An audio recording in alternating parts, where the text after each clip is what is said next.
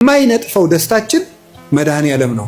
የልቡናችን ደስታ፣ የነፍሳችን ረሃብ፣ ጥጋባችን፣ የልቡናችን ዘውድ፣ የሰውነታችን ትምክት እርሱ ክርስቶስ ነው።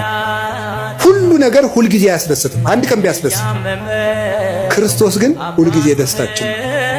በልብስ ልደሰት ብትል ልብስን ወይ ሰዎች ይወስዱታል፣ ወይም የተሻለ ልብስ አሰፍተው የሚመጡ ሰዎች ያስቀኑና በአንተ ልብስ መደሰት ታቆማል።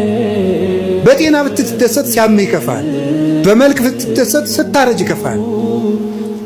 በሚስታችሁ ብትደሰቱ ስትሞት ይከፋችኋል። በባል ብትደሰቱ ሲሞት ይከፋል። ቅዱስ ጎርጎርዮስ እንደተናገረ በሀብት ብትደሰቱ ስታጡት ትከፋላችሁ። በሹመት ብትደሰቱ ስትሻሩ ይከፋችኋል። በክርስቶስ ብትደሰቱ ግን ማንም አይወስድባችሁ።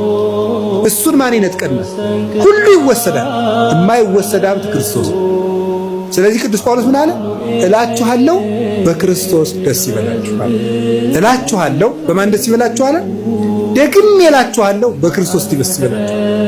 ሁልጊዜ በጌታ ደስ ይበላችኋል።